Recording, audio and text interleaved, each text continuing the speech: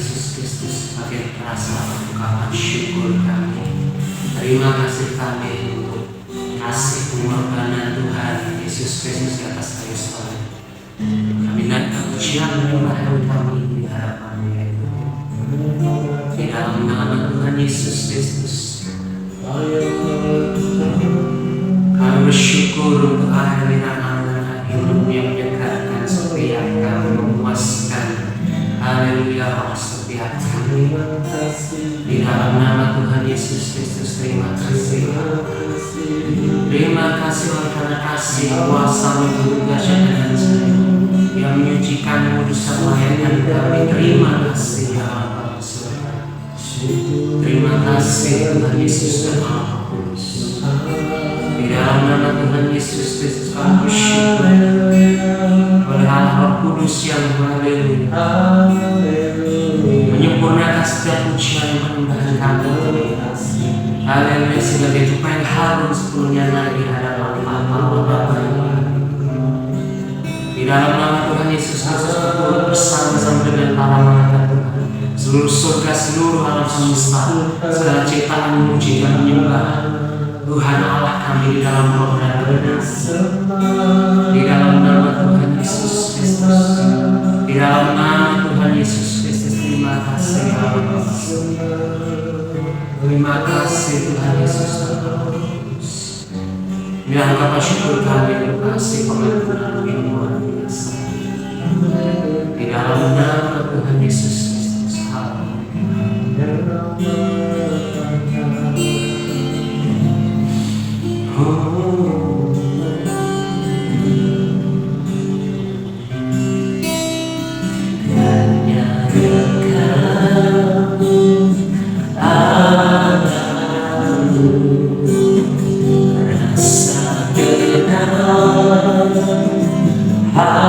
Hariku kau sertai jalan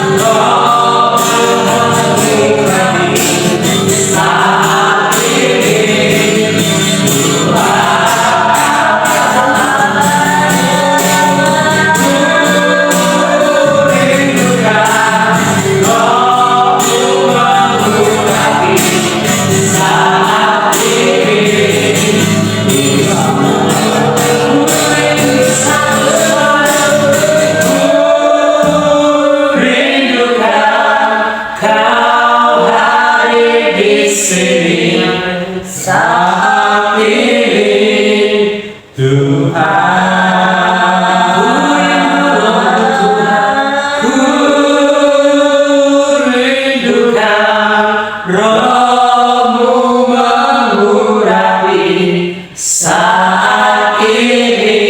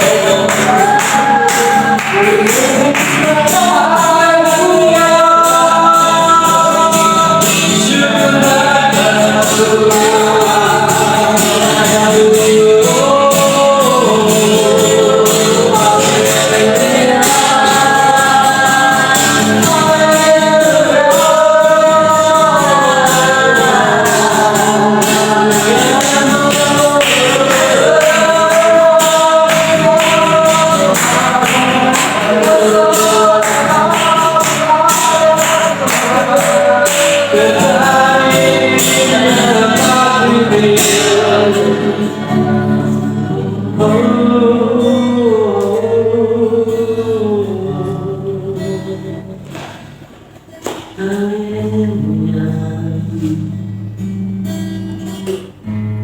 Nyanyi pujian bagimu Tuhan, pujian bagimu Tuhan, namamu besar dan layak dipuji.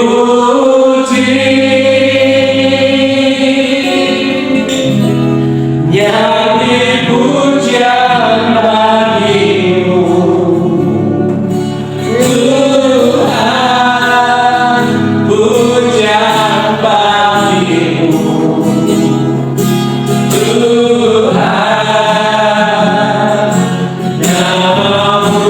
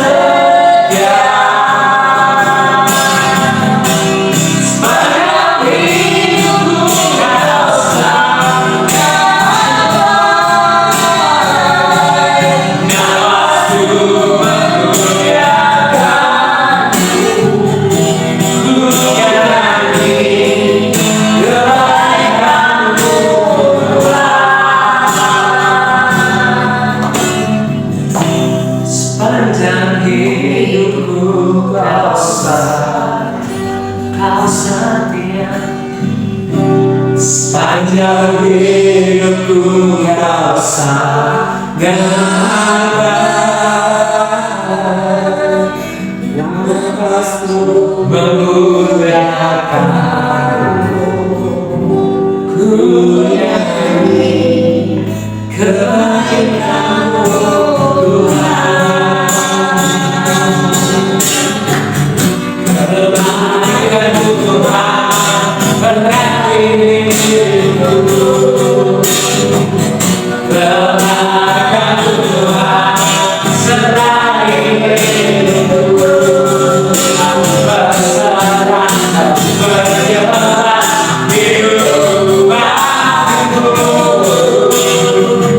Kebaikan-Mu Tuhan sertai hidupku,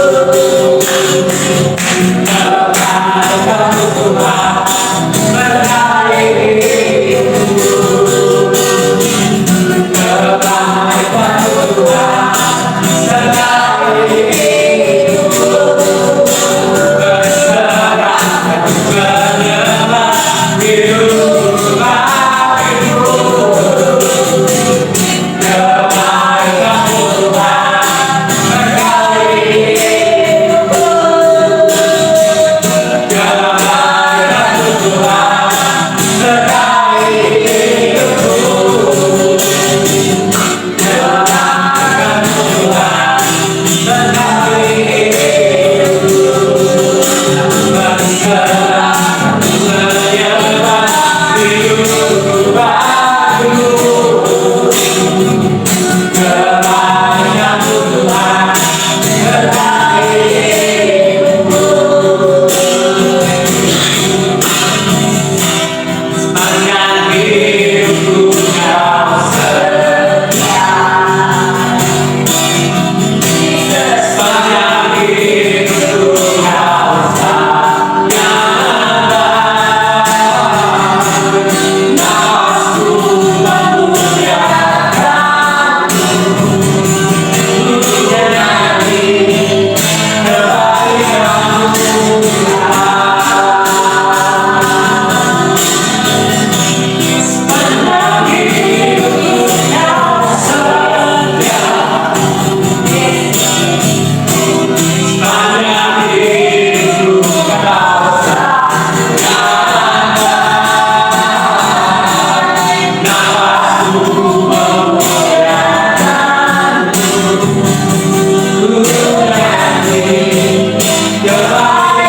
Ku nyanyi kebaikan-Mu Tuhan, ku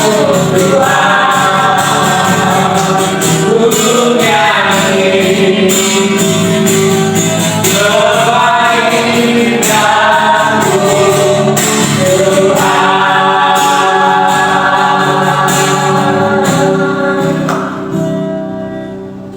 Yes, God.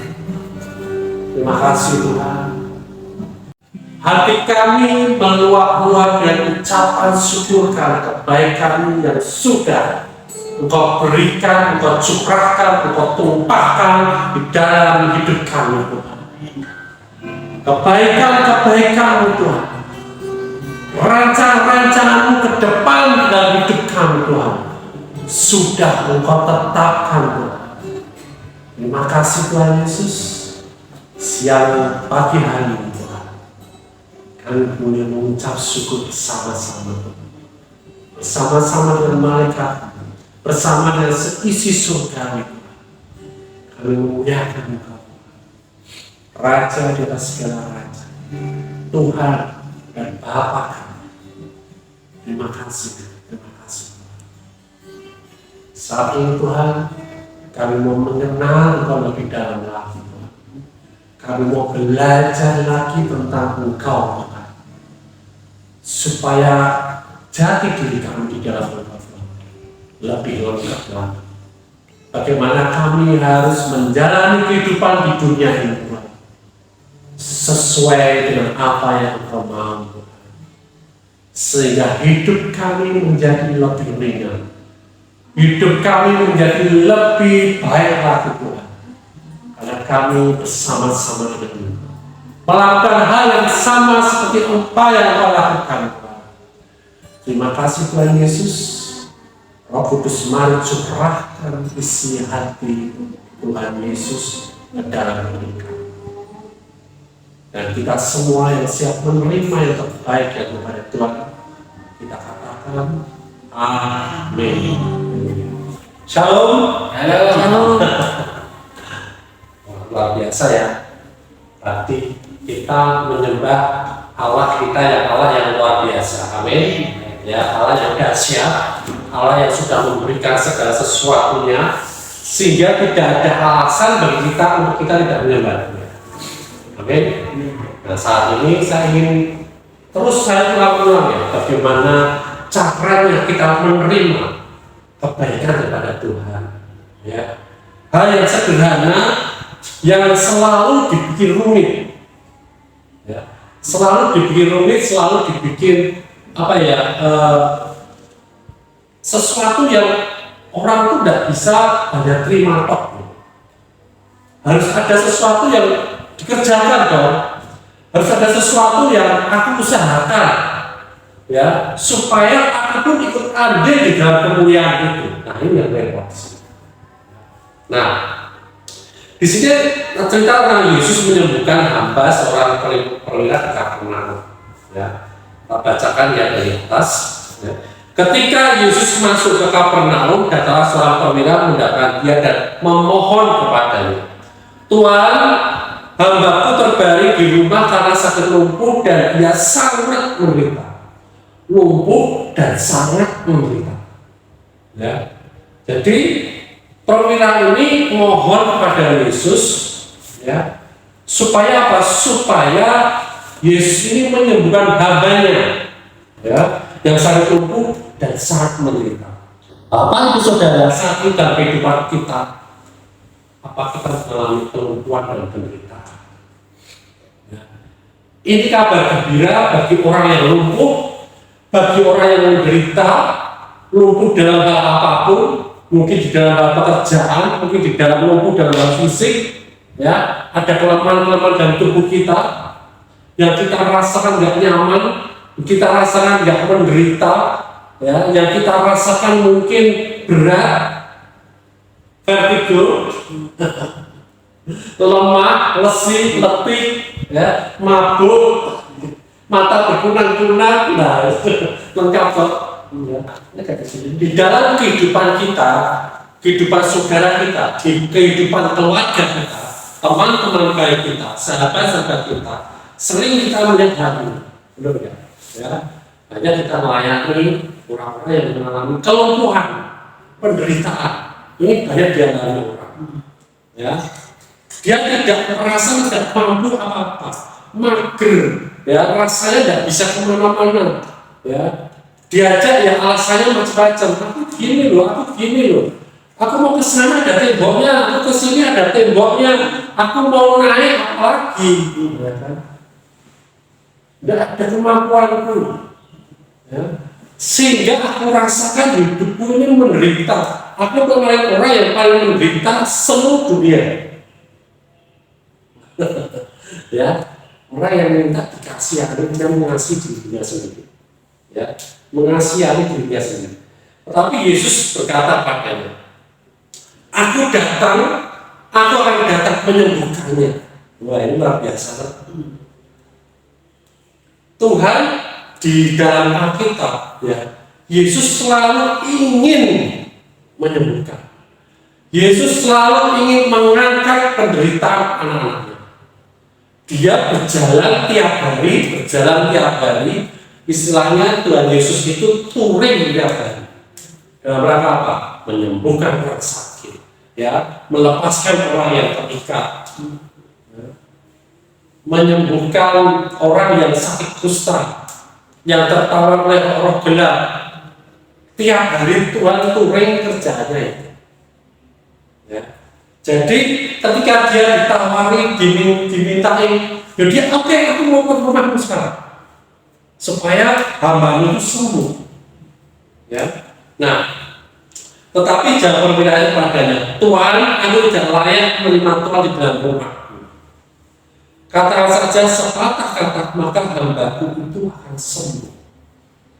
Ya, perwira ini, ya saudara, kalau kita baca ya, seorang perwira itu minimal dia punya 100 pasukan. Ya, dari pasukan Romawi. Dan perwira di kepemimpinan pertama ini dikenal oleh masyarakat Yahudi orang yang saleh, orang yang suka berbagi. Jadi memang kehidupannya dia orang yang takut akan Tuhan, walaupun dia dari Romawi saat itu. Ya. Jadi dan dia punya hamba-hamba juga, ya. Sehingga dan perwira-perwira di perwira-perwira yang di beberapa kita sebutkan bukan orang sembarangan, orang yang kaya juga. Dia membangun bait suci, membantu orang-orang miskin, orang-orang Yahudi, sehingga dia juga disegani dan dikasih oleh orang Yahudi. Ya. Jadi kehidupannya itu kehidupan yang saleh. Ya. Tetapi bukan ini yang Tuhan lihat. Ya.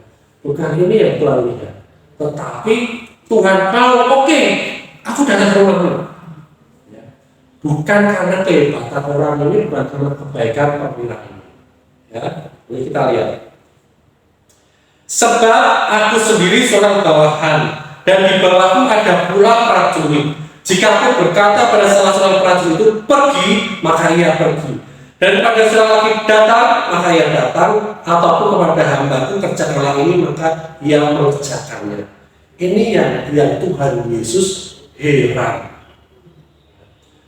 Perwira ini tidak menyombongkan diri walaupun dia punya 100 pasukan, walaupun dia orang yang berduit, orang kaya, bahkan dia orang saleh, dia tidak menyombongkan dirinya.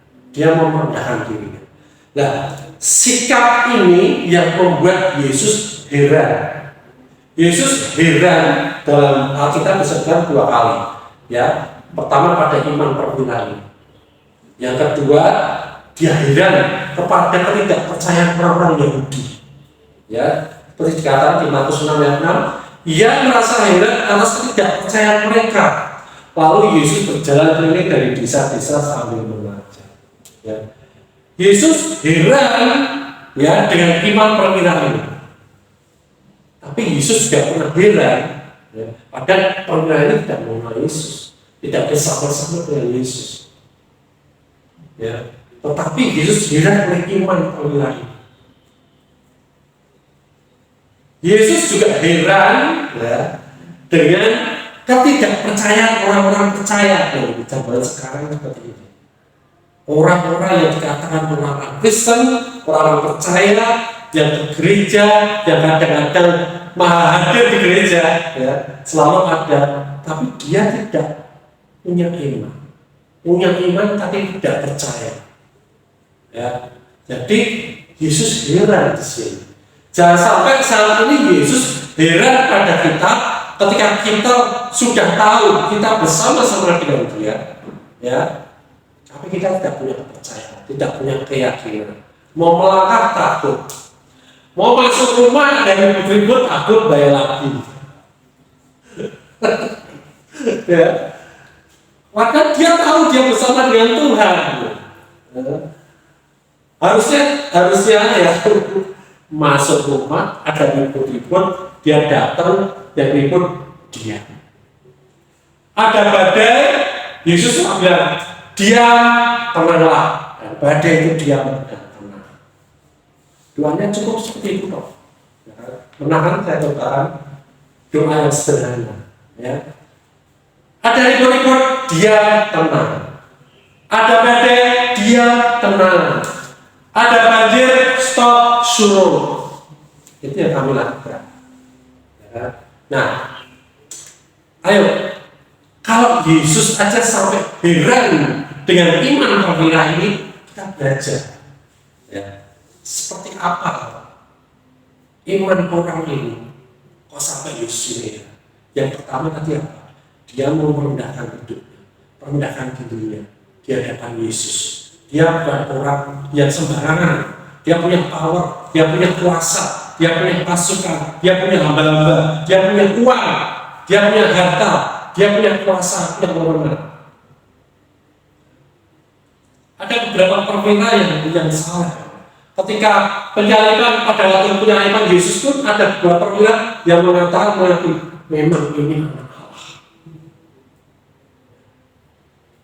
Jadi pertama yang pertama kita mau merendahkan diri kita.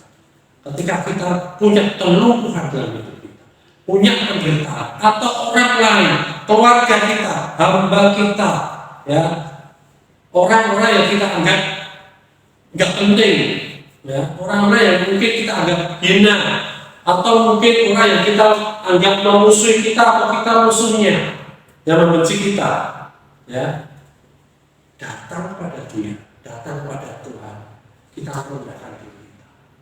Ya. Tuhan mau nggak kau memulihkan dia? Ya. Dan Tuhan bilang apa? Aku mau.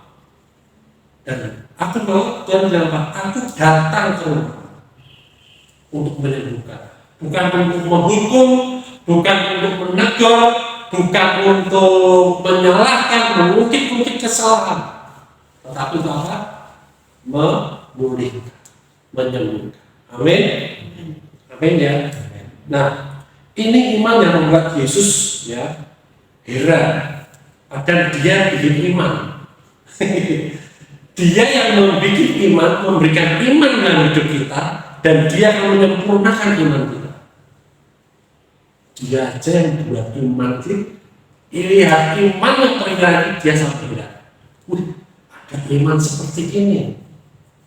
Ya, di antara orang-orang Yahudi, bahkan dia bukan orang Yahudi.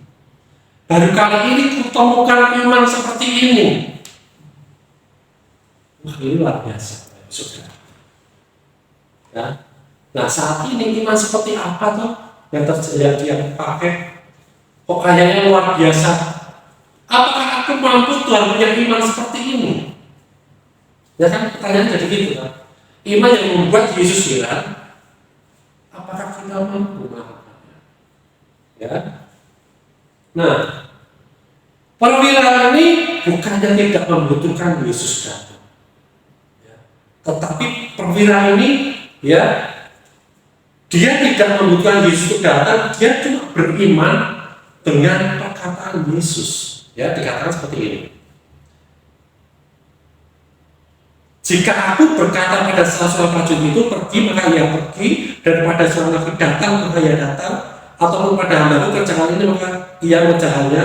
Setelah Yesus mendengar hal itu, heranlah ia dan berkata pada mereka yang mengikutinya, aku berkata kepadamu, sesungguhnya iman sebesar ini tidak pernah aku jumpai pada seorang pun di antara orang Israel.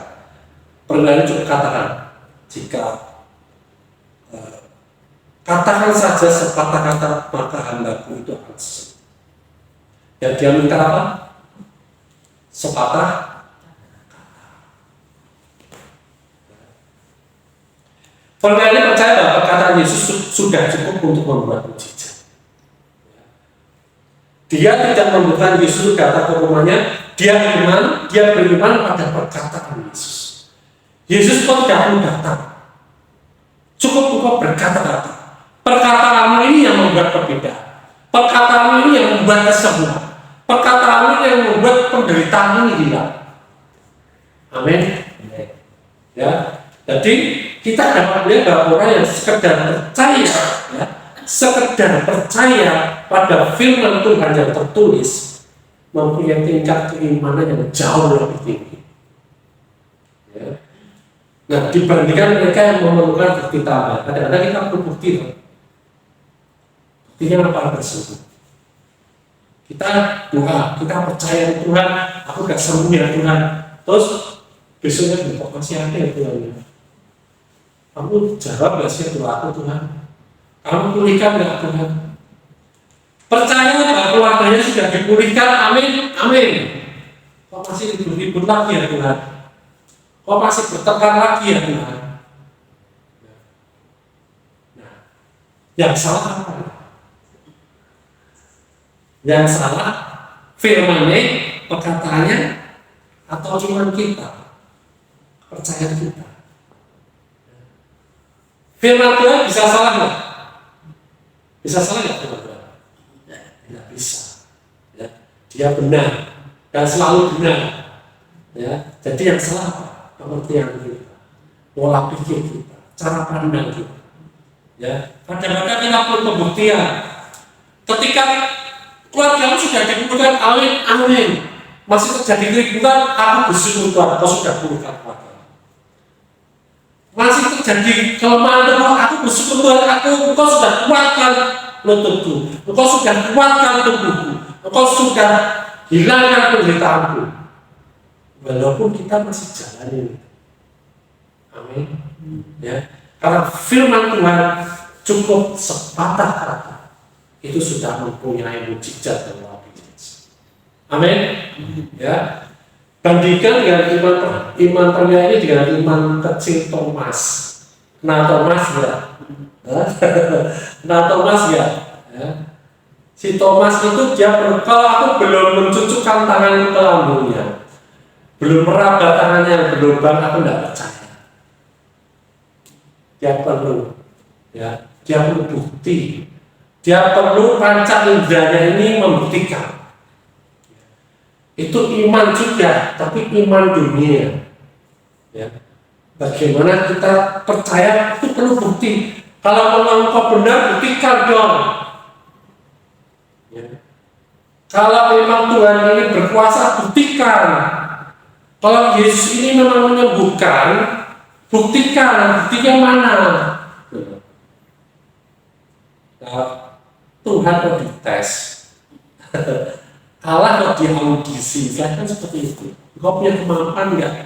Kalau kau nggak punya kemampuan, aku bermula atau sebagai Tuhan dan Allahku. Wih, inilah tren di Google, ya, di YouTube ada orang-orang yang menilai seorang Allah, ya, menilai pribadi Yesus ini, Allah benar apa enggak? Dinilai, ya. Kalau dia tidak layak, tidak terbukti sebagai Allah, ya udah mau terima dia sebagai Allah. Ciptaan, ya, mengaudisi yang menciptakan. Lucu enggak? Ya kan? Ya, jadi sudah mulai banyak hal yang penyesakan yang akhirnya orang, oh ya benar ya, ternyata dia nggak punya kuasa ya. Oh ya benar ya, ternyata dia tuh apa ya? Cuma cerita biasa ya. Nah ini akan aku bahas besok hari Jumat tentang kebodohan Injil. Ya, kebodohan berita Injil. Ya. Bagi dunia berita Injil ada bodoh. Tetapi Tuhan berkata yang terbodoh, ya, itu terbesar. Gitu. Amin. Amin. Ya. Jadi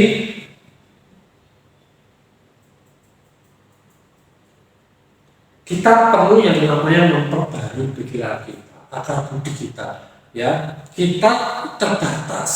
Panca indera kita ini terbatas. Makanya ada orang, oh dia punya indera ke-6, punya indera ke-7, ya kan? Nah, berarti dia melebihi batas panca indera dagingnya. Dia bisa melihat itu orang yang cerah.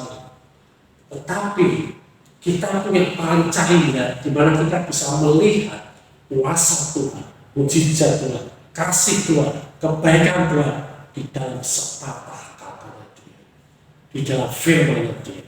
Amin. Ya. Jadi cukup dengan perkataan Dia. Ya. Nah, Yesus dan firman Allah adalah satu. Ya. Adalah satu dan satu kata. Pada mulanya ada firman, firman itu bersama-sama dengan Allah, dan firman itu adalah Allah. Di firman sama Yesus itu sama, satu. Jadi ketika firman ini minta, engkau nggak sadarkan Tuhan, cukup engkau berkata sepatah kata, maka hendakku sembuh. Artinya, ketika dia terima firman daripada Yesus, dia pulang itu sama juga dia mengajak Yesus di dalam rumahnya. Sama satunya kita alami. Ketika kita menerima firman saat itu sama juga kita menerima siapa? Yesus itu sendiri. Tuhan itu sendiri. Dan ketika kita bawa firman Tuhan pada kehidupan kita sehari-hari, berarti kita membawa Yesus dalam kehidupan kita. Segala keputusan, segala hukum, segala kuasa, segala apapun yang diperkata oleh firman Tuhan di dalam kitab suci, itulah kehadiran Tuhan sendiri di dalam hidup kita. Amin. Ya, jadi jangan menunggu Tuhan datang. Ya, jangan sampai Tuhan datang jemput kita. Ya, tapi Tuhan tidak pernah menjemput kita. Kita yang main nyelom-nyelom aja ke surga. Amin. Ya, firman itu telah menjadi manusia dan diam di antara kita, dan kita telah melihat kemuliaannya, yaitu kemuliaan yang diberikan kepadanya sebagai anak tunggal Bapa, penuh kasih, karunia dan kebenaran. Ya, firman adalah Yesus itu sendiri. Yesus itu tadi yang firman, dia jadi manusia, ya, di dalamnya penuh kasih, karunia dan kebenaran. Bukan penuh kemarahan, bukan penuh pencobaan, bukan penuh masalah, bukan penuh ujian, tidak. Penuh kasih karunia, penuh kado, penuh hadiah. Ya, kalau kita bayar Sinterklas itu kemana-mana dia bawa hadiah. Pernah nggak didatangin Sinterklas? Pernah nggak? Masa-masa kecil dulu, pernah. Tapi dia yang cuma bawa hadiah, dia juga bawa tapi bahasa Ulidi. Nah, itu nggak ngerti tapi ya, sampai dapat hadiah, tapi masuk karung suruh ambil hadiah. Sebenarnya jadi makan permen sambil nangis, itu terjadi di teman-teman saya dulu. Ya, suka kalau Natalan itu sekolah itu pernah datang center kelas gede raya jenggotan, tapi bahasa Ulidi.